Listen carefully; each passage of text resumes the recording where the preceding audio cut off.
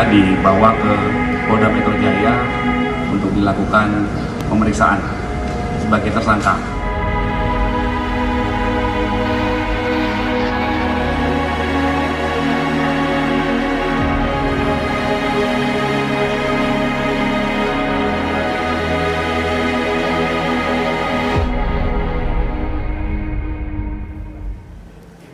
Pemirsa, anak artis Tamara Tiasmara yang tewas di kolam renang menjadi sorotan. Siapa sangka kekasih Tamara Tiasmara YA tega menenggelamkan Dante di kolam renang di kawasan Jakarta Timur tersebut. Informasi ini menjadi penutup jumpa kita di program Berita 1 Sore hari ini. Saya Stefani Patricia atas nama seluruh kru yang bertugas mengucapkan terima kasih atas kebersamaan Anda. Jangan lupa ikuti akun media sosial kami di Instagram, X maupun YouTube. Jaga kesehatan dan tetap semangat. BTV bersatu menginspirasi.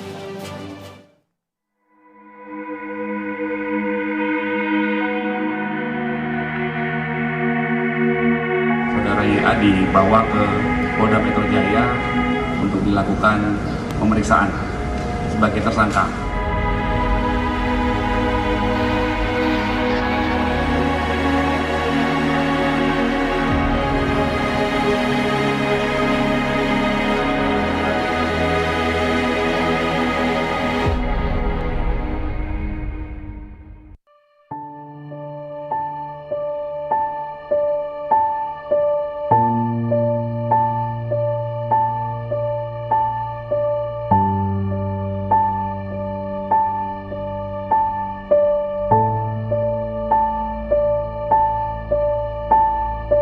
Sungguh pilu nasib anak artis Tamara Tiasmara Dante yang tewas di kolam renang di Jakarta Timur.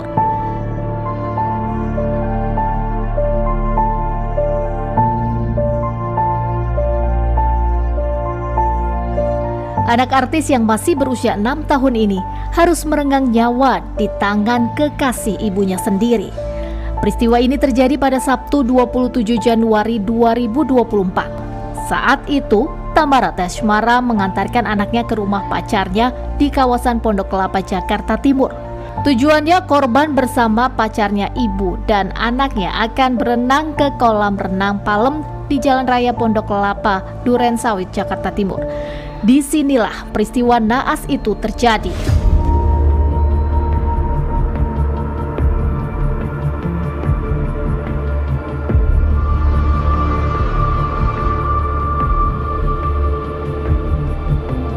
Korban tewas disebut akibat tenggelam. Karena pihak rumah sakit sudah menyatakan korban meninggal dunia, korban akhirnya dimakamkan di TPU Ceruk Purut, Jakarta Selatan. Namun semua berubah ketika proses hukum dimulai pada 6 Februari lalu. Tim forensik Rumah Sakit Polri melakukan ekshumasi jasad Dante dan dilanjutkan otopsi.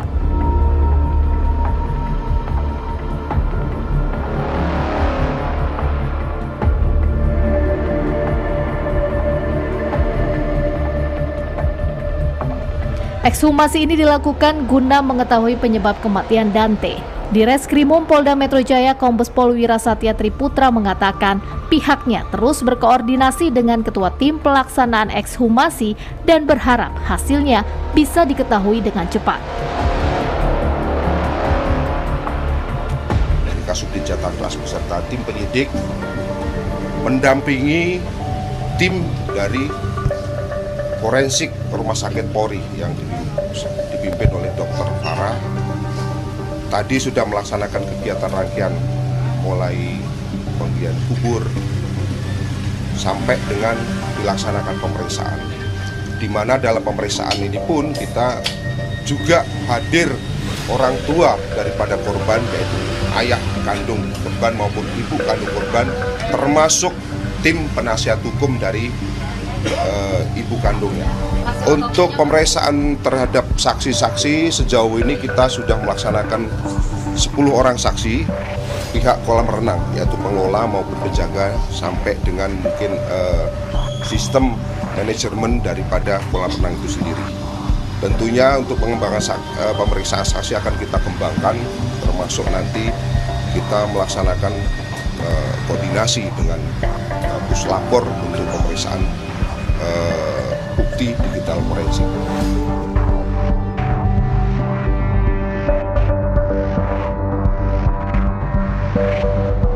Ekshumasi makam Dante dilakukan lantaran keluarga menilai adanya kejanggalan dari meninggalnya bocah malang itu.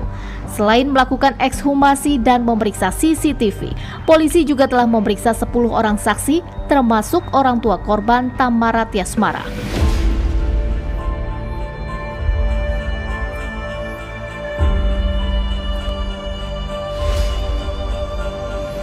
Usai gelar perkara, polisi menyimpulkan ditemukan adanya unsur tindakan pidana terkait tewasnya anak artis ibu kota ini. Polisi juga menaikkan kasus kematian Dante dari penyelidikan ke penyidikan.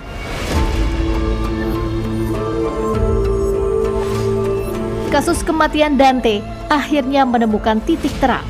Pada Jumat 9 Februari, penyidik Polda Metro Jaya menangkap YA, kekasih Tamara Tiasmara, di kediamannya, tepatnya di daerah Pondok Kelapa Durensawit, Jakarta Timur. YA ditetapkan sebagai tersangka dan langsung dibawa ke Subdit Jatan Ras Ditreskrimum Polda Metro Jaya untuk diperiksa.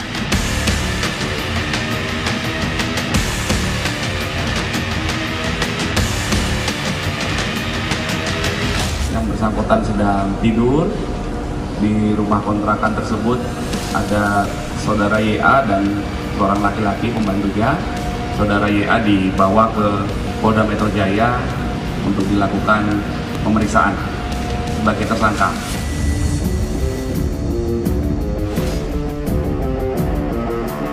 Polisi juga menyebut hasil rekaman CCTV di kolam renang lokasi kejadian merupakan asli tanpa editan. Rekaman tersebut memperlihatkan bagaimana tersangka YA dengan sadar tega menenggelamkan korban.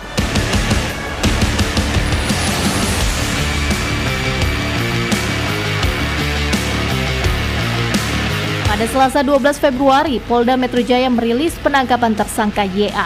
Dari hasil pemeriksaan, Polda Metro Jaya mengungkap korban Raden Adante Khalif Pramudityo alias Dante berusaha untuk berenang ke tepian kolam.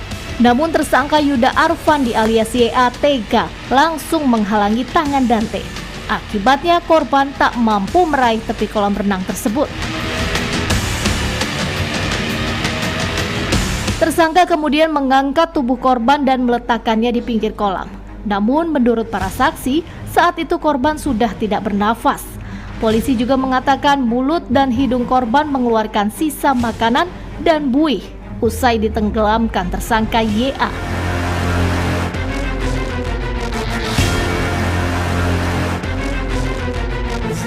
Tersangka YA dijerat pasal pembunuhan berencana dengan ancaman hukuman penjara seumur hidup atau hukuman mati.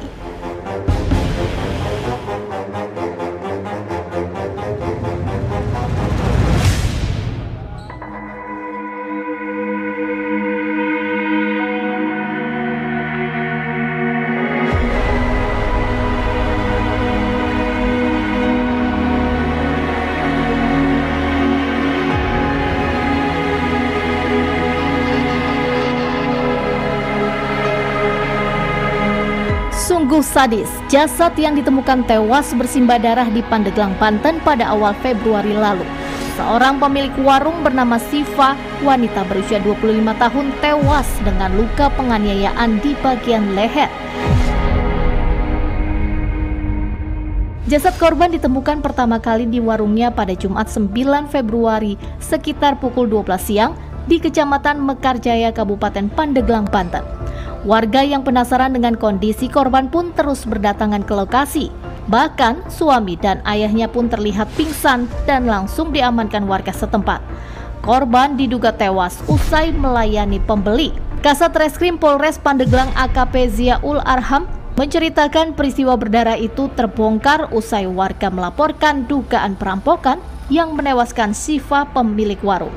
Polres Pandeglang langsung mengumpulkan bukti-bukti dari sejumlah saksi. Ya, tadi kita mendapat informasi bahwa ada sosok mayat perempuan yang kita duga adalah perampokan yang mengakibatkan kematian. Untuk luka dan luka tusukan di bagian leher.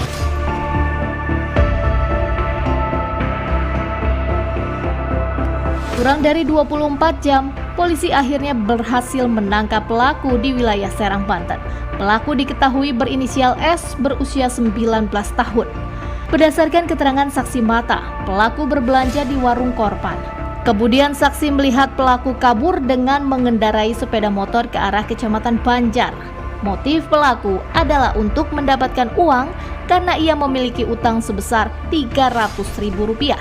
Atas perbuatannya, pelaku dijerat pasal 365 ayat 3 KUHP dengan ancaman penjara 15 tahun.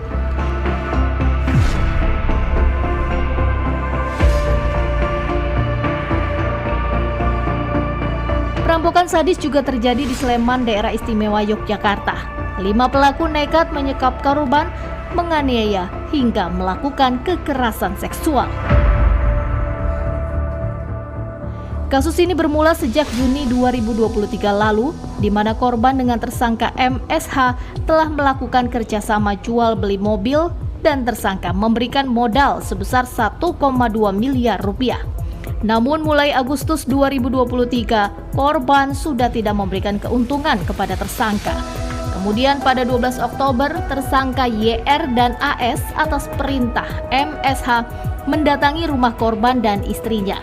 Pelaku kemudian meminta paksa barang berharga milik korban berupa sertifikat perhiasan, kartu keluarga, KTP, dan kunci mobil. Barang-barang tersebut akan digunakan sebagai jaminan pelunasan utang. Setelah korban dan istrinya menyerahkan barang-barang tersebut, kemudian mereka dibawa paksa ke sebuah rumah kos di Manjasan Lor, Condong Catur, Depok, Sleman, Yogyakarta. Di Reskrimum Polda DIY, Kombes Pol FX Endriadi mengatakan, para tersangka diduga menyekap 3 orang dan melakukan perampasan, penganiayaan hingga kekerasan seksual dilakukan selama 2 bulan sejak Oktober hingga Desember 2023 di tempat kos salah satu pelaku. Sedangkan motif para tersangka karena persoalan bisnis di mana korban tidak bisa mengembalikan uang senilai 1,2 miliar rupiah. Korban dan istri disekap dengan cara dimasukkan ke dalam ruangan, yaitu di pantry dan di kamar kos nomor 22 yang terdapat pada paragon tersebut, di mana yang bersangkutan dimasukkan kemudian dikunci dari luar. Nah, kunci ini disimpan oleh saksi atas nama A. Ini salah satu karyawan di tempat tersebut. Selama penyekapan atau penempatan di ruang tertentu tadi, korban dan istri mengalami kekerasan fisik. Mereka melaporkan ada kekerasan fisik yang diduga dilakukan oleh para tersangka. Ya, korban juga melaporkan, mengadukan bahwa yang bersangkutan mengalami kekerasan seksual juga yang diduga dilakukan oleh para pelaku tersebut.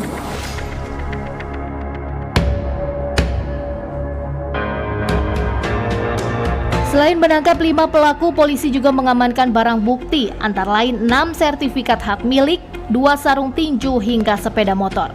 Para tersangka dijerat pasal berbeda, mulai dari pasal 333 KUHP tentang tindak pidana penyekapan dengan ancaman hukuman 8 tahun penjara hingga pasal 368 tentang perampasan dengan ancaman hukuman 9 tahun penjara.